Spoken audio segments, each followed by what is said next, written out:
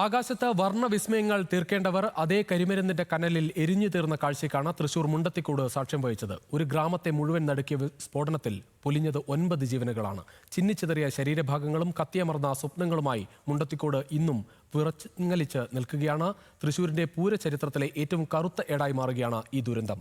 26ഓളം ശരീരഭാഗങ്ങളാണ് അപകട സ്ഥലത്ത് നിന്ന് കണ്ടെത്തിയത്. മരിച്ചവരിൽ 7 പേരെ മാത്രമാണ് ഇതുവരെ തിരിച്ചറിയാനായത്.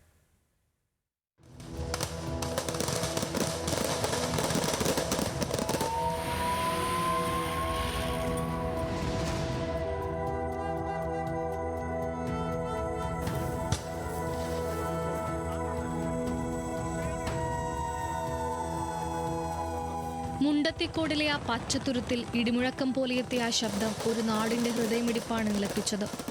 ഇന്നലെ ഉച്ചയ്ക്ക് 3:20 കഥ പറഞ്ഞും പാട്ടുപാടിയും അമിട്ടുകൾക്കായി മരുന്ന് നിറച്ചിരുന്ന ആ മനുഷ്യർ ഒരു നിമിഷം കൊണ്ട് അഗ്നിനാളങ്ങൾക്കിടയിൽ അപ്രത്യക്ഷരായി. ആകാശത്ത് പൂത്തിരികൾ വിരിയിക്കേണ്ട കൈകൾ കരിമരുന്നിനൊപ്പം വെന്തുരുകി.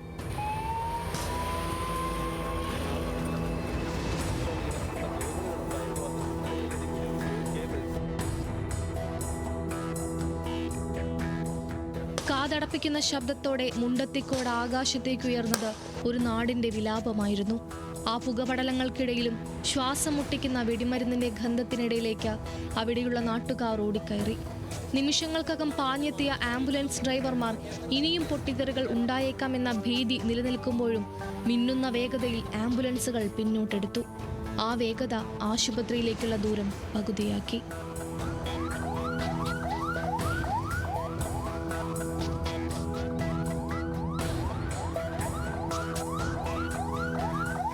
രണ്ടര മണിക്കൂർ നീണ്ട കഠിന പ്രയത്നത്തിലൊടുവിലാണ് രക്ഷാപ്രവർത്തകർക്ക് പോലും ദുരന്തഭൂമിയിലേക്ക് പൂർണ്ണമായും കടന്നു ചെല്ലാനായത്. ചിന്നിച്ചിതറിയ ശരീരഭാഗങ്ങൾക്കിടയിലൂടെ ജീവന്റെ തുടിപ്പുകൾക്കായി അവർ പരതി. അപ്പോഴും അവിടെ ബാക്കിയായത് വെന്തുരുകിയ മണ്ണും ചോരയുടെ മണവും മാത്രമായിരുന്നു.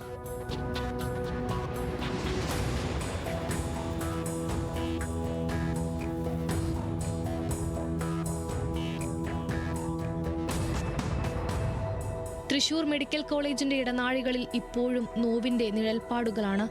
തിരിച്ചറിയാനാവാത്ത വിധം കരിഞ്ഞുപോയ മൃതദേഹങ്ങൾ കണ്ട് തളർന്നു വീഴുന്ന ബന്ധുക്കൾ, പ്രാർത്ഥനകളോടെ കാത്തു നിൽക്കുന്നവർ.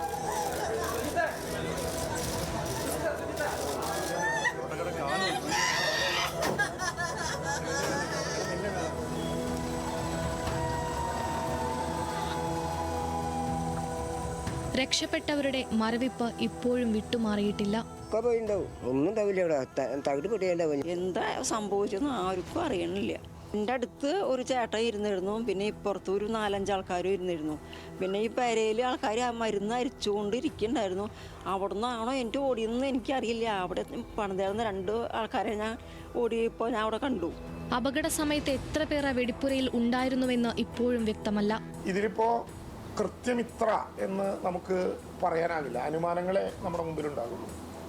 അവിടെ ആ ജോലിക്ക് ചെന്നവരുണ്ടാകാം, ഈ ജോലിയെ സഹായിക്കാനോ കാണാനോ വേണ്ടി വന്ന ആളുകളുണ്ടാകാം, ചിലപ്പോൾ ഇതിൻ്റെ കാര്യങ്ങൾ പരിശോധിക്കാൻ പോയ ആളുകളുണ്ടാകാം. വളരെ സൂക്ഷ്മമായി ആളുകളുടെ കയ്യിൽ നിന്ന് ആ വിവരങ്ങൾ അറിയാനുള്ള ശ്രമം നടത്തുന്നുണ്ട്. 34 പേർ വെടിപ്പുരയിൽ ഉണ്ടായിരുന്നുവെന്നാണ് കണക്കുകൂട്ടൽ. ഇനിയും എത്ര പേർ കണ്ടെത്താൻ പോലും ആകാത്ത വിധം ആ മണ്ണിൽ അവശേഷിക്കുന്നുണ്ടെന്ന ഭീതിയിലാണ് നാട്. 34 പേര് അക്കൗണ്ട് ചെയ്യാൻ പറ്റിയിട്ടുണ്ട്. അതിൽ 9 പേഴ്സൺസ് ഡെഡാണ്.